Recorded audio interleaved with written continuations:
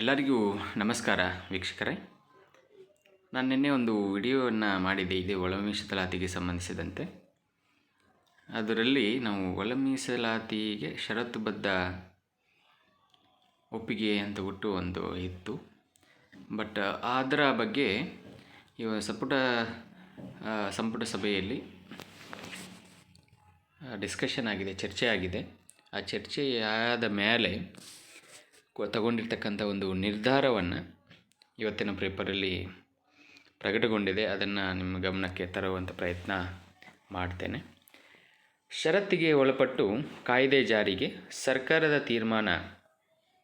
17% ಮಸೂದೆ ಅಂಗೀಕಾರಕ್ಕೆ ಸಂಪುಟ ಸಭೆ ಅಸ್ತು. ಒಳ ಮೀಸಲಿಗೆ ಗ್ರೀನ್ ಸಿಗ್ನಲ್ ಅಂದರೆ ಅದು ಅವ್ರು ಏನು ಡಿಸೈಡ್ ಆಗಿದ್ದರು 17% ಅಂತ ಬಿಟ್ಟು ಅದಕ್ಕೆ ಅಂಗೀಕಾರವನ್ನು ಕೊಟ್ಟಿದೆ. ರಾಜ್ಯದಲ್ಲಿ ಮೀಸಲು ಮಿತಿ ಹೆಚ್ಚಳ ಹೈಕೋರ್ಟ್ ತಡೆ ನೀಡದಿರುವುದನ್ನೇ ಅವಕಾಶವಾಗಿಸಿಕೊಂಡು 17% ಒಳ ಮೀಸಲಾತಿ ಮಸೂದೆ ಅಂಗೀಕರಿಸಿ ಷರತ್ತಿಗೆ ಒಳಪಟ್ಟು ಕಾಯ್ದೆ ಜಾರಿ ಮಾಡಲು ರಾಜ್ಯ ಸರ್ಕಾರ ತೀರ್ಮಾನಿಸಿದೆ. ಗುರುವಾರ ನಡೆದ ಸಂಪುಟ ಸಭೆಯಲ್ಲಿ ಈ ಬಗ್ಗೆ ಸುದೀರ್ಘ ಚರ್ಚೆ ನಡೆಯಿತು. ಅಂತಿಮವಾಗಿ ಒಳ ವಿಚಾರದಲ್ಲಿ ಹೆಜ್ಜೆ ಹಿಂದಿಡದೆ ಇರಲು ನಿರ್ಧರಿಸಲಾಯಿತೆಂದು ಉನ್ನತ ಮೂಲಗಳು ತಿಳಿಸಿವೆ. ಒಂದೊಮ್ಮೆ ಇಟ್ಟ ಹೆಜ್ಜೆ ಹಿಂದಿಟ್ಟರೆ ಸಮುದಾಯದ ಆಕ್ರೋಶ ಕಟ್ಟಿಕೊಳ್ಳಬೇಕಾಗುತ್ತದೆ. ಈ ಕಾರಣಕ್ಕೆ ಪ್ರಸ್ತುತ ಚಲಾವಣೆಯಲ್ಲಿರುವ ನೇಮಕ ಅಧಿಸೂಚನೆಗಳಿಗೆ ಅನ್ವಯವಾಗುವಂತೆ ಶೇಕಡ 6 ಮತ್ತು 5 ಗ್ರೂಪ್ ಎ ಮತ್ತು ಗ್ರೂಪ್ ಬಿ ಸಿ ಗೆ ಪರಿಗಣಿಸುವುದು. ಚಾಲ್ತಿ ನೇಮಕ ಪ್ರಕ್ರಿಯೆ ಮುಗಿದ ಬಳಿಕ ಮುಂದಿನ ನಿರ್ಧಾರ ಮಾಡುವುದೆಂಬ ನಿರ್ಣಯಕ್ಕೆ ಬರಲಾಗಿದೆ. ಈಗ ಸಮಸ್ಯೆ ಹೇಗಾಯಿತು ಅನ್ನೋದನ್ನು ನಾವು ಇಲ್ಲಿ ನೋಡೋದಾದರೆ ಸ್ವಲ್ಪ ಇಲ್ಲಿ ವಿವರವನ್ನು ನೀಡಿದ್ದಾರೆ. ಅದೇನಪ್ಪ ಅಂದರೆ, ರಾಜ್ಯ ಸರ್ಕಾರ ಮೀಸಲಾತಿಗೆ ಸಂಬಂಧಪಟ್ಟಂತೆ ವರ್ಗೀಕರಣ ಮಾಡಿದ ಬಳಿಕ ಅದನ್ನು ಇಲಾಖೆ ಆದೇಶದ ಮೇಲೆ ಅನುಷ್ಠಾನಕ್ಕೆ ಮುಂದಾಗಿತ್ತು. ಆದರೆ ಇದು ತಾಂತ್ರಿಕ ಮತ್ತು ಕಾನೂನಾತ್ಮಕ ಪ್ರಶ್ನೆಗೆ ಹುಟ್ಟುಹಾಕುತ್ತದೆ ಎಂಬ ಕಾರಣಕ್ಕೆ ಕಾಯ್ದೆ ಮೂಲಕ ಜಾರಿಗಾಗಿ ವಿಧೇಯಕ ರೂಪಿಸಲಾಗಿದೆ. ಶುಕ್ರವಾರವೇ ಮಸೂದೆ ಮಂಡನೆ ಸಾಧ್ಯತೆ ಇದೆ. ಒಳ ಮೀಸಲು ಹಂಚಿಕೆಗೆ ಮುನ್ನ ಸರ್ಕಾರ ಎಸ್ಟಿ ಮೀಸಲು ಪ್ರಮಾಣವನ್ನು ಹೆಚ್ಚಿಸಿತ್ತು. ಆದರೆ ಎಸ್ಸಿ ಮೀಸಲನ್ನು 15% 17% ಹಾಗೂ ಎಸ್ಟಿ ಮೀಸಲನ್ನು 3% 7% ಏರಿಸಿತ್ತು.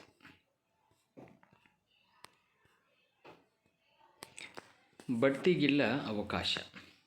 ಬಡ್ತಿಯಲ್ಲೂ ಕೂಡ ಮೀಸಲು ವರ್ಗೀಕರಣ ಮಾಡಬೇಕೇ ಬೇಡವೇ ಎಂಬ ಬಗ್ಗೆ ಸರ್ಕಾರ ಸ್ಪಷ್ಟ ನಿಲುವು ತಾಳಲು ಸಾಧ್ಯವಾಗಿಲ್ಲ. ಕಾರಣವೇನೆಂದರೆ, ಪರಿಶಿಷ್ಟ ಸಮುದಾಯದ ಸಚಿವರಲ್ಲಿ ಒಮ್ಮತ ಮೂಡಿಲ್ಲ. ಜ್ಯೇಷ್ಠತೆಯನ್ನು ಯಾವ ರೀತಿ ಪರಿಗಣಿಸಬೇಕೆಂಬ ತಾಂತ್ರಿಕ ಕಾರಣವನ್ನು ನೆಪ ಮಾಡಿ ಈ ಅಂಶವನ್ನು ಸದ್ಯಕ್ಕೆ ಕಾದು ನೋಡುವ ತಂತ್ರಕ್ಕೆ ಮೊರೆ ಹೋಗಲಾಗಿದೆ.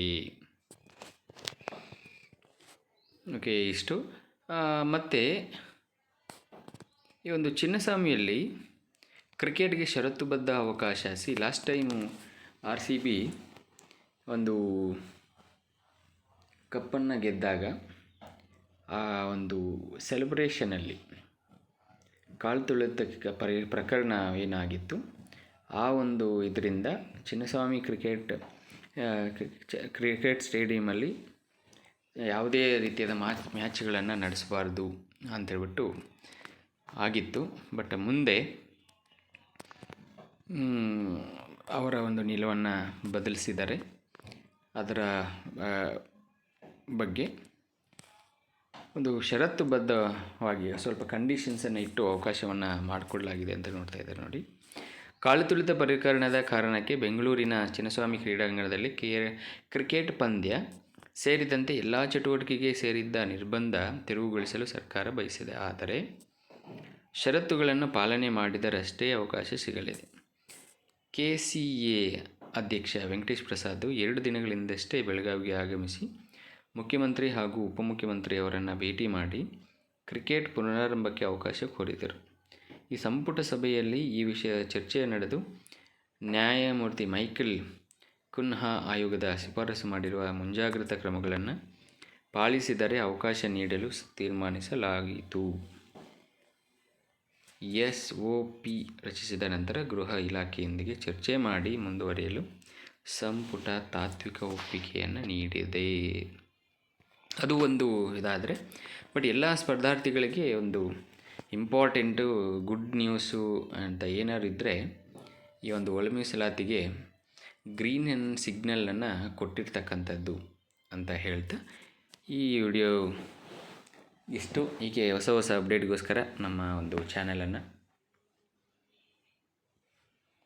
ಫಾಲೋ ಮಾಡಿ, ಹಾಗೆ ಒಂದು ಪಕ್ಕದಲ್ಲಿರ್ತಕ್ಕಂಥ ಬೆಲ್ ಬಟನನ್ನು ಕ್ಲಿಕ್ ಮಾಡೋದ್ರ ಮುಖಾಂತರ ನಾವು ಮಾಡುವಂಥ ವಿಡಿಯೋನ ನೋಟಿಫಿಕೇಷನ್ ನಿಮಗೆ ಬರುತ್ತೆ ಅಂತ ಹೇಳ್ತಾ ನಾನು ಈ ವಿಡಿಯೋನ ಮುಗಿಸ್ತಾ ಇದ್ದೀನಿ. Thank you so much.